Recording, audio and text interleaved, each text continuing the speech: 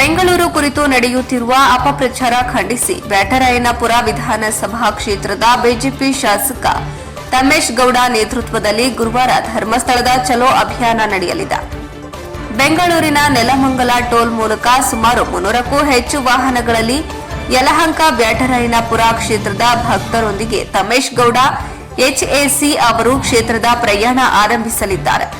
ಧರ್ಮಸ್ಥಳದ ಮಂಜುನಾಥೇಶ್ವರ ದೇವಸ್ಥಾನ ಮತ್ತು ಧರ್ಮ ಅಧಿಕಾರಿ ವೀರೇಂದ್ರ ಹೆಗಡೆ ಅವರ ವಿರುದ್ಧ ಕೆಲವು ಯೂಟ್ಯೂಬರ್ಗಳು ಮತ್ತು ಸಾಮಾಜಿಕ ಮಾಧ್ಯಮ ಪ್ರಭಾವಿಗಳು ನಡೆಸುತ್ತಿರುವ ಪಿತೂರಿ ಖಂಡಿಸಿ ಬೃಹತ್ ಜಾತ್ರೆಗೆ ಕೈಗೊಂಡಿದ್ದು 1 ವಾರದಿಂದ ಸಿದ್ಧತೆ ನಡೆಸಲಾಗುತ್ತಿದೆ.